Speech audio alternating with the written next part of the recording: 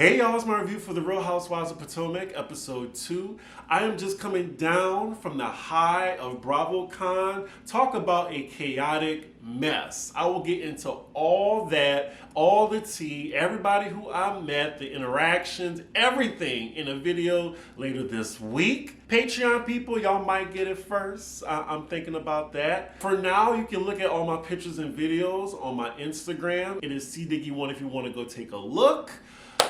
Whew, child, I'm tired. I kind of wanted to do this review tomorrow. It might come out tomorrow because I'm just really still tired from BravoCon. It was 3 straight days of madness and mayhem for 8 hours, and it was a lot. But anyway, let's get into this episode, y'all. So we left off on the cliffhanger last week when Mia told Gizelle, F you. We continue, and it looks like Gizelle didn't really take it to heart. She was just like, oh, F me, F me. Typical Gizelle fashion. She's a producer. She has very, very thick skin. They're going back and forth now. Here go Robin, Gizelle's guard dog. Ruff, leave her alone. She's trying to explain what Gizelle actually meant, but you know, greeting someone, oh, is this what no cancer looks like? You deserve a F you. Unfortunately, I can't curse in the beginning of the video. Yeah, I know, it sucks. But thankfully in this situation, Mia has a friend as well. Jacqueline is coming to her defense saying that, you know, when you're going through what she's going through, things might not always be clear all the time. Now that's a good friend because I didn't think what Mia posted made sense. But yeah, come through for your homegirl. It really sucks that they're not friends anymore, and I'm pretty sure we'll see why. It's starting to look like Mia's the common denominator, unfortunately. We didn't see the rest of the cast come over from the other side of the room to be nosy. Now everybody's involved in this conversation. Karen then turns to Gizelle and says, how dare you question her in her moment of vulnerability right now? Robin sees how this is going and they're being thrown under the bus. She's like, hold on. Then she starts to call out everybody who had an opinion on the matter. She was like, Candiace says something, Ashley says something, Karen says something. Look, I'm actually with Robin on this point because they all were talking about Mia. You know, Gizelle wasn't the only one, but it is how Gizelle approached Mia in the first place that was disrespectful. So as Mia's friend Jacqueline continues to speak on her behalf, Wendy says, oh, I'm sorry, who are you? And Wendy knew that this came all very shady and rude. Now, Wendy, I'm trying to give you a chance this season. You always have something to say to the new girls, like when you fresh yourself. I really didn't like that because Jacqueline had been in the conversation. Wendy is the nosy one trying to find out what's going on. So then Charisse arrives and interrupts the conversation to say hello to Robin and Gizelle. She says hello to Karen as well, and they're kind of both dressed in the same Fenty pattern. Like they have the same pattern but different outfits. And it's a little tension there. Even Gizelle asks, is everything okay? They're like, we're good. But we all know Karen does have an issue with Charisse. We cut to Karen's confession and she says, well, it's nice to see Charisse. I didn't invite her. We found out that Robin was the one that invited her, and she says, well, Karen says we can bring whoever we want, so I don't see Charisse being there a problem. Afterwards, Karen then comforts Mia, and Mia is sticking to her stance that she is on a journey right now to tell her story. Okay, girl. Wow, and look who the cat dragged in. It is Katie Ross. Now, she looks good. I'm just glad she let go of those ratty wigs. I don't know what she was going through. She still looks like she has a tick going on about her, but it's really nice to see her. Everyone is like, you know, welcome her in open arms. We cut to Candiace confessional saying she hasn't seen her since she disappeared on their cast trip. She said she came back bald-headed with green eyes.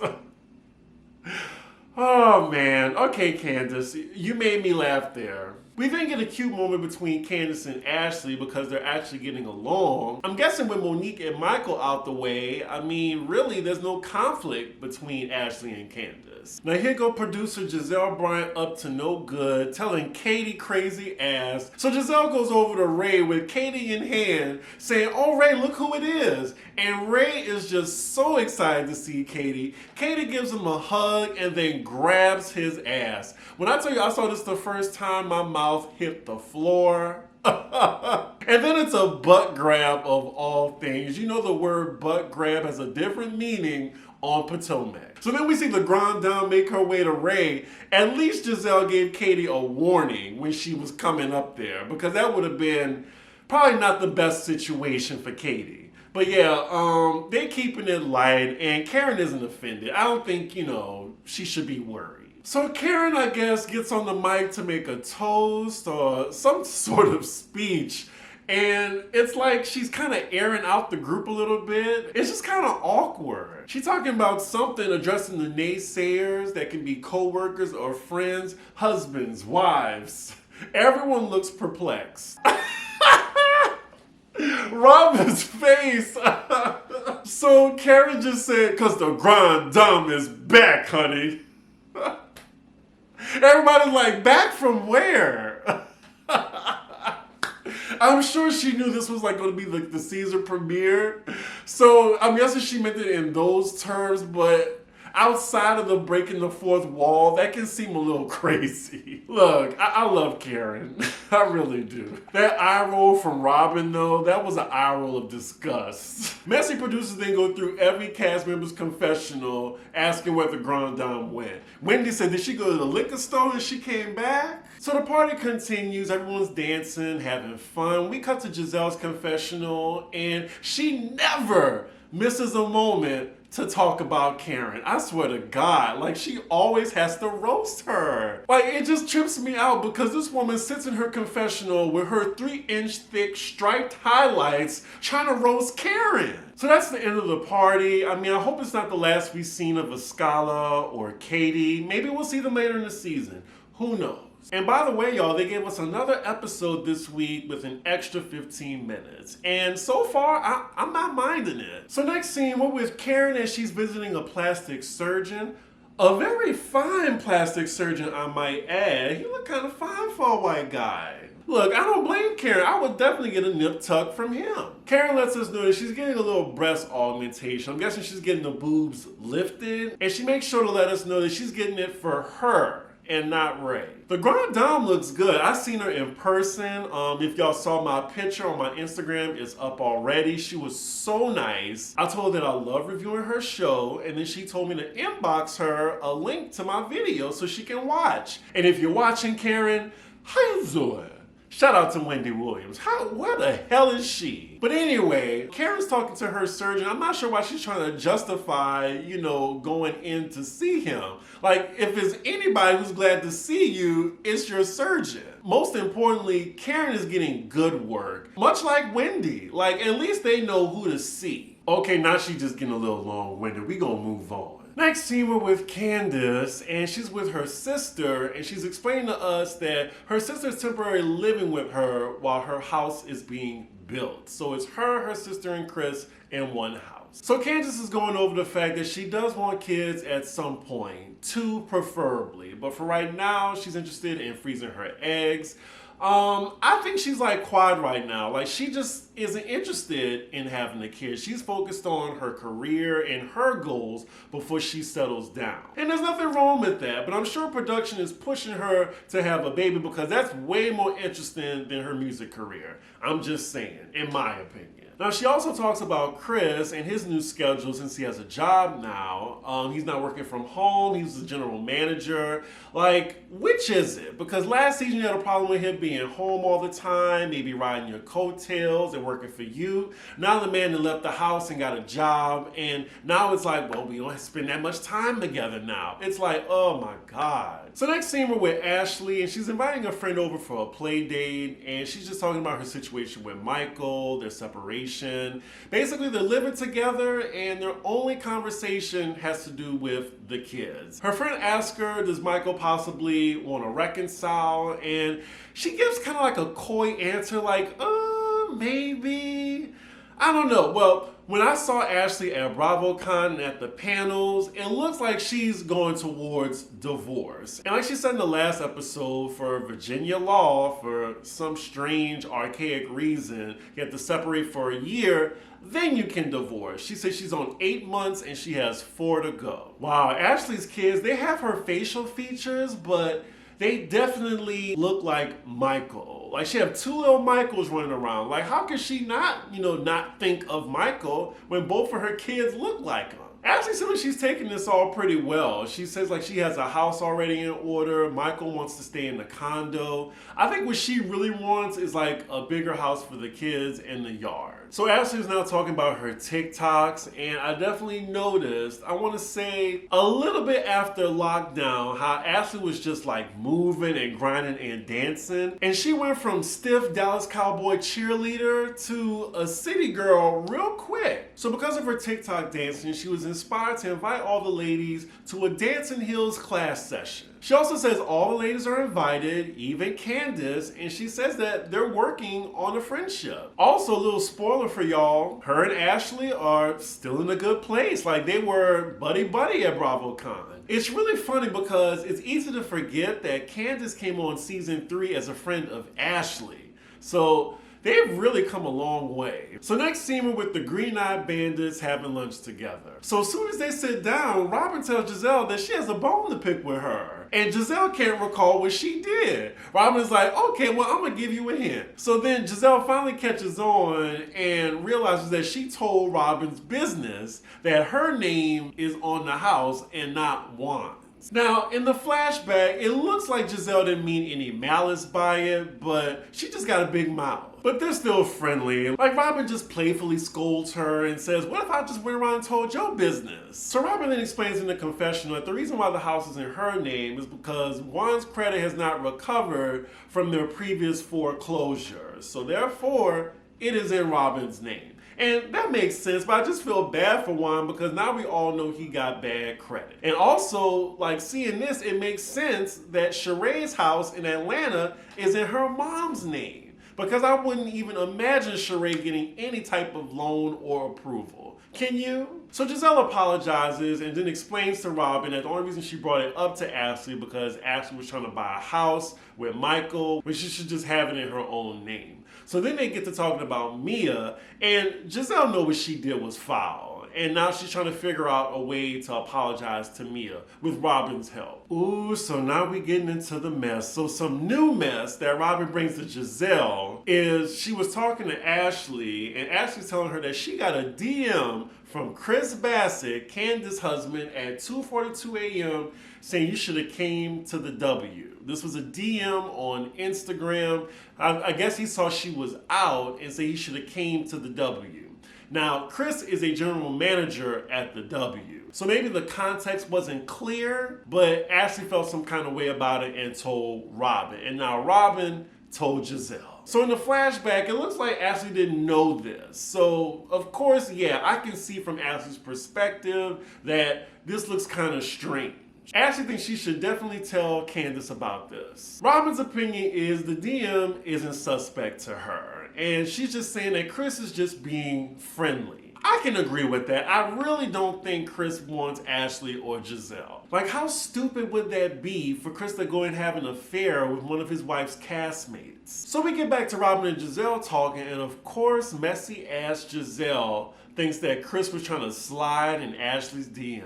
A part of me thinks Robin did this on purpose because she knew what Gizelle was going to do when she got that nugget of information. We see Robin breaks down her confessional. Like at the hour that Ashley was posting, it says she was at a hotel, Park 14. So I'm guessing when Chris saw the story, he messaged her at 2:42 a.m. in the morning saying you should have went to the W. I can still see that being inappropriate, texting somebody else that's a woman at that hour. I'm trying to see this from a straight person's perspective because it's very different. You know, a man texting a woman that's not his wife at that hour, it can be seen as inappropriate no matter his intention. Oh my God, Gizelle.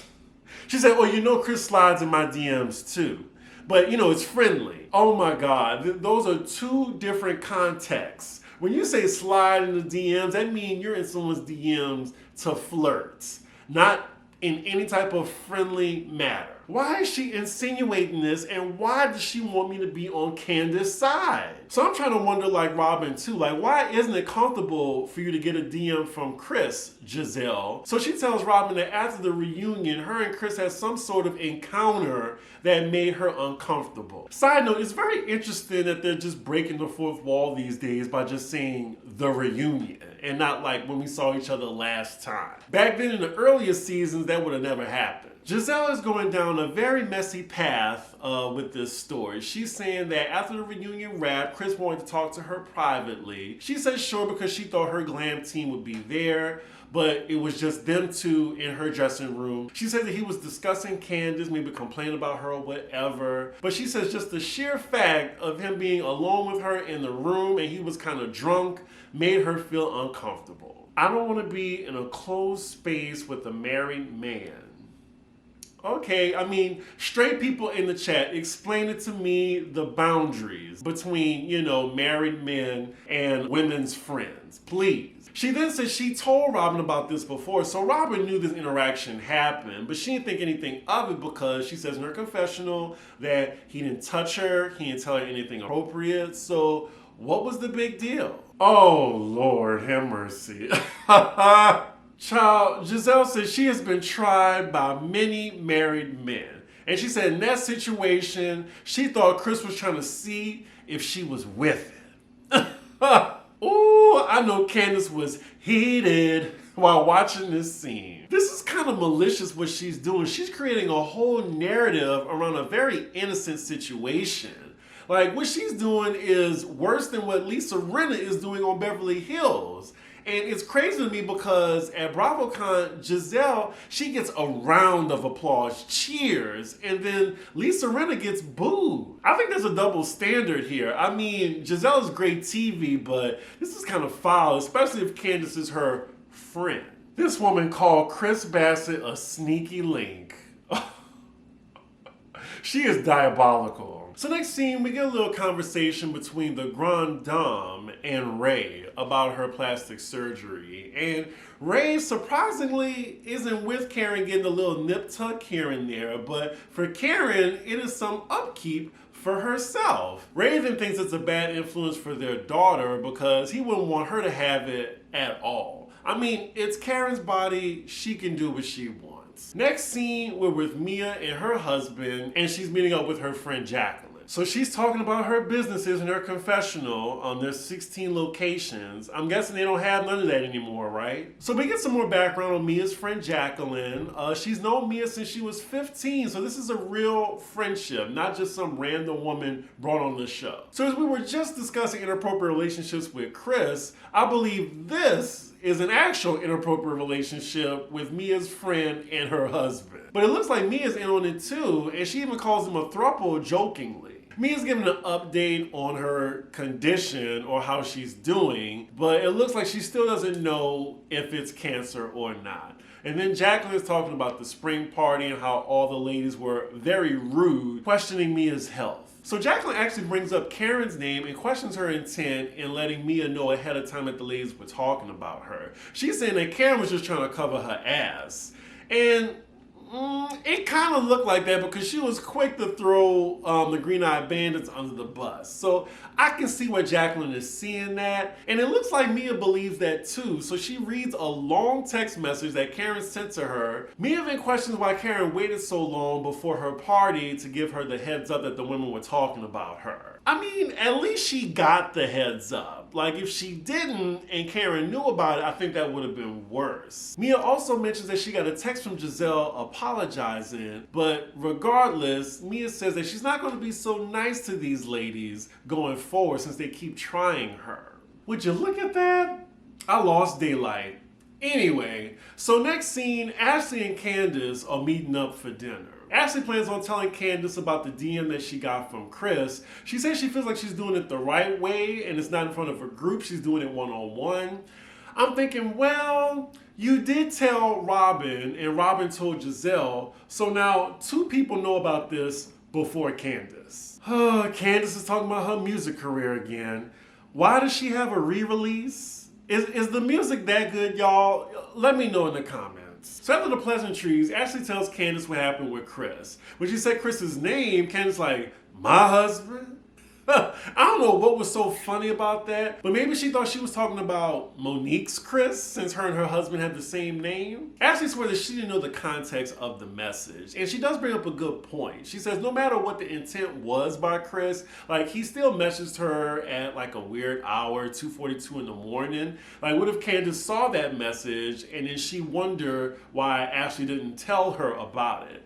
Which, that made sense to me. We cut to Candiace's confession and she says she's choosing to believe that this isn't shade on Ashley's part and she's going to give her the benefit of the doubt just this once. Now look at that. That is growth. And it just sucks that it took her getting bopped or salad getting thrown at her to get to that point. But yeah, Candiace actually doesn't take it in a negative way. She says that Chris probably invited Ashley so he could bring more publicity to the W as he's trying to get more people to come, try to rebrand it, celebrity shit. So it makes sense. We're also then reminded in the flashback where the tables were turned where Candiace went to Ashley about Michael's infidelity. I mean, that one was actually true. Next scene is the day of Ashley's dance class, and she's just happy that there's no drama with Candiace. Oh, just you wait.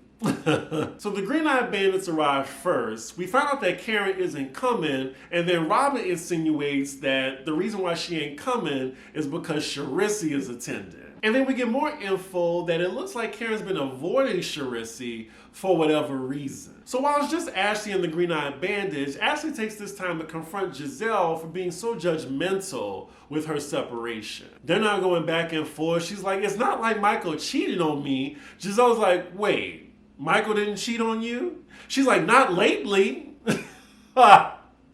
I think even Gizelle laughed in that moment. I think what Ashley's trying to say, though, is that her and Michael's split is amicable and there's no animosity between them. So she trusts the fact of letting him get a house for her with his name on it. I mean, I still think it's a bad idea, but can't Michael just get Ashley a house in her name and just pay for it? Or can he just be a guarantor? Shit, I don't know. I rant. We then see Gizelle lie to Ashley when she says that she's just giving her a hard time because she wants to see her happy. So the sexy dance class begins. The other ladies are slowly arriving. This is comedy. Ashley and Mia, they're the only ones really getting it. Gizelle, she's kinda getting it. But Robin, she does not look sexy whatsoever. It looks like she's struggling. So after the class is over, Gizelle wants to talk to Candiace one-on-one. She's clearly about to tell her experience with Chris at the reunion. I'm thinking she had all this time since the reunion wrap to tell Candiace this information.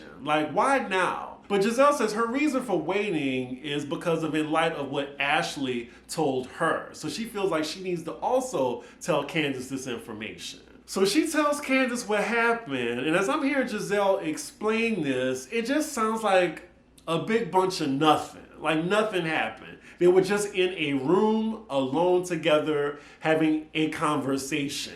Like, again, he did not do anything to her. He didn't tell her anything, explicit or inappropriate. She is messy as hell for this, and this is in no way comparable to Ashley's situation. Candiace then gives all these reasons why it's ridiculous that Chris would do something that Gizelle is accusing him of, and she still says that she was 100% uncomfortable. Now, in that moment, I want y'all to go back to that scene. Right after Gizelle said 100%, you can literally see the sting of betrayal on Candiace's face. Like, she is upset now. Then Gizelle tells her that it's not fair for her to diminish how she feels. After that, Candiace looks directly in the camera and says, "What is this?" She then gets up and asks for her producer. She is heated. The camera goes back to Gizelle, and I swear to God, it looks like she was trying to hold in a smile. Like she was like, just evil. So the fourth wall break continues. Candiace is walking down the hall, acknowledging the camera in her face. She tells her producer that her husband is not available to be maligned.